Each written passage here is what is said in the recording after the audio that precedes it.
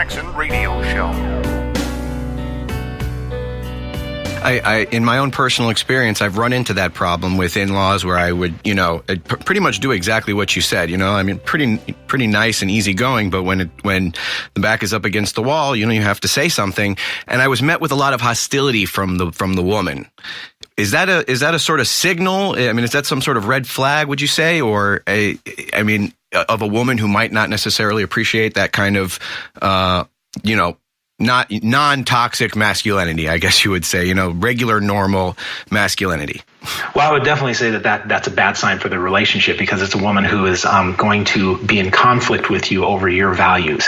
And that's a very bad way to start the relationship. I mean, I certainly wouldn't want to go forward with that woman and actually create a family when I know right off the bat, she's shown me off the bat that there's going to be conflict. And this is the sort of mistake men make. They will walk into these situations ignoring those red flags. Right. Well, I didn't ignore them. I sort of I had internalized them, and I sort of let it eat me up a little bit.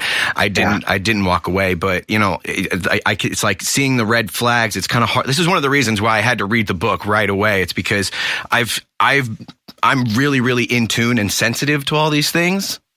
But it's just finding the courage to do what's right for me is where I sort of lapse a little bit, but I recognize it, and then it just ends up eating me up inside. And one of the things you also talk about in your book is that there's a lot of misconceptions about men, that men aren't skilled at relationships, that men are not great communicators, that men are just competitive, and they're not good at relationships.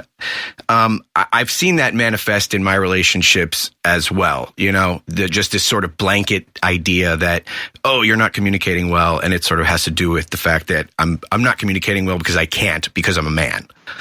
Right, and women will sometimes play this card, and my profession really buys into this idea. And my profession is not, the clinicians who are on the front line aren't hostile toward men. I don't think I've met very few people out of academia who are hostile toward men. Now, in academia, it's a different story. But out here in the real world, there still remains this bias that women are the ones who know how to communicate. They're more nurturing.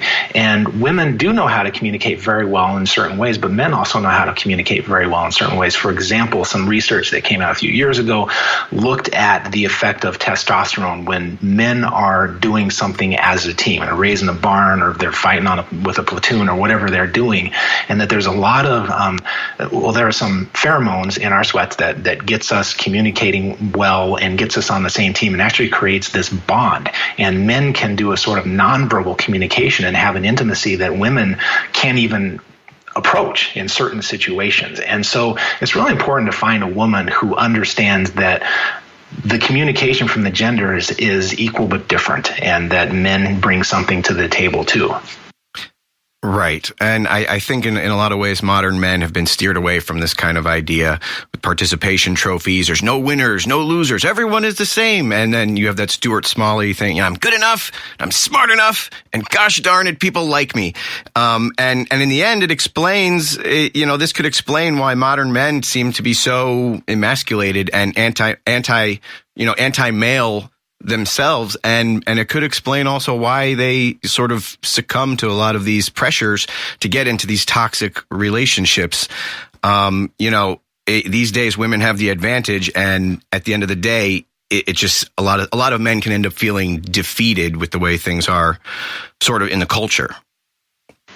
Yeah, and part of it is, you mentioned earlier when you were talking about this early values conflict that you had with a woman, and how you were tormented by that. You didn't follow through, and I'm glad you didn't, but that it sort of ate at you. And I'm not going to speak for you. You tell me if this fits for you, that as men, we are taught that we are here to serve society and to serve women. And I don't have a problem with that role. I like that role, but it puts us at a little bit of a disadvantage when we're told that we're wrong, because if we have this motive to please and to serve, then we can internalize a lot of stuff that we shouldn't be internalizing, and we can sacrifice our values and our goals and our purpose on the planet. Yeah, that's basically what it's come down to. And honestly, your book was illuminating, but at the same time, what it did was sort of showed me a lot of things that I already knew and recognized in past relationships, because I have I have a history for basically, picking the kind of women that you would say are not good for me, I guess you could say, to put it mildly. We're talking personality stuff, personality disorders. We're talking about narcissistic disorders. And I'm not going to diagnose anyone. I'm not going to be like that lady who tried to diagnose the president without even meeting with him. But after reading your book, it was really hard to ignore that, that I did try my hardest to communicate with people who were impossible to communicate with because they lacked introspection. They lacked they lacked the skill to turn their emotions inwards and to analyze their own self. And I found that as I've been doing that since I was a child. And when you meet with someone and you get with someone and you fall in love with someone who doesn't do that, it makes everything that much harder and that much more toxic. Yeah, absolutely. And, I don't know what your history is, but I would guess that at some point, there was some training, whether it was intentional or not, that taught you this is how relationships work. And so most of us, if we don't really do some introspection, then we go out into the world and we repeat what we were shown. And if we were shown good things, then we lucked out. But if we were shown bad things and we're not careful, then we repeat those bad things and those unproductive relationships. Right. Well, my father died when I was young from hemophilia-related AIDS. So, I mean, I didn't want it just to turn into like, we can psychoanalyze me if you want to, but, my father died when I was a kid and my mom had two boyfriends growing up. Neither of them wanted kids. Neither of them cared about having kids or were proactive in any way at all. I'm not blaming her for that, but, there are things that have happened to me where I might have sort of internalized the woman-centric. My mom was the one who was taking care of us our whole lives, and I never really had like a strong male figure to show me about certain things. And it was one of those things where it's like, you can't blame anyone. He died from AIDS. It's not like I can blame my mom for like leaving a good man or whatever, but of course it's had its residual effects, and that's one of the reasons why I've taken it why I've taken it to be such an important thing to always look inwards, see how it is that I am contributing to whatever discomfort or negative situation that I'm having. But it has definitely affected my relationships in the end, and I end up picking these girls who have these negative qualities, and I'm like, I don't want to be a fixer, but I end up being sort of a fixer. Yeah, in the book, I spend about the first third of the book with some pretty heavy introspection and asking guys to size themselves up the way you sized yourself up and what are your motivations. And then I spend about 2/3 of the book on bare minimum job requirements for any woman that you're going to bring into your life. Because when you bring a woman into your life, you're bringing all of her best qualities and all of her worst qualities. So you want to have more of the best qualities and less of the worst qualities. But what can I tell you about that? Where do you want to start? Let's talk about some of the basic positive qualities in women that you would say are sort of non-negotiable, and then we can dive into some of the extra, some of the toxic stuff that are sort of non-negotiable negatives, I guess you could say, some of the deal breakers.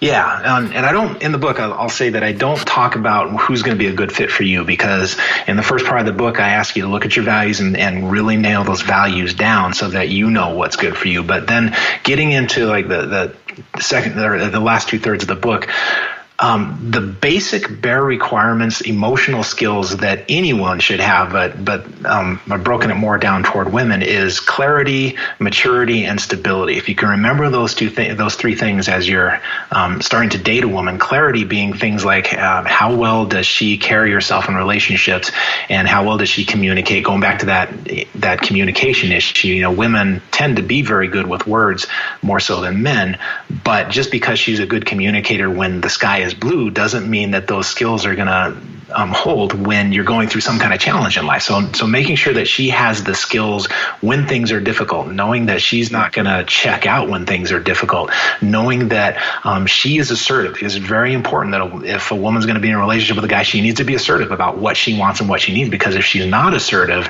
then that's a setup for both of you to have serious problems down the road. And then maturity, basic coping skills. And these are things that you can look for over time. And I'm a big advocate of dating women for a fairly lengthy period of time. In the pickup artist community, there's this idea of shit testing a woman to see how she'll respond. But I find that manipulative. You don't have to shit test a woman, because life is going to shit test her. And then you can see how she responds. You can see how she responds to the situation, how she responds to having you by her side. And you can get a sense of what her coping skills are. And I outline some of the basic coping skills like resilience and internalizing responsibility and taking care of herself. And then the third leg of this triad is stability, mental stability. Basically, is she's struggling with mental health issues. And if she's struggling with mental health issues, that's not necessarily a bad sign. The bad sign is if she has something like depression, anxiety, substance abuse, personality disorders, and she refuses to get treatment for them, because that's only going to get worse. And so these are like the basic, don't even date somebody who hasn't developed these skills yet. Right. And this is a triad. In other words, none of them, the structure won't stand without at least all three of the legs standing. Again, we are here with Dr. Sean Smith. We'll be right back with more. We're going to talk about personality disorders. Kevin Jackson on the Black Sphere Radio Network. Do you owe back taxes to the IRS or state?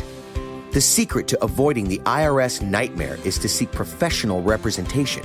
My friends at Security Tax Associates provide the most cost-effective and ethical representation in the industry while helping to avoid seizures, levies, and wage garnishments.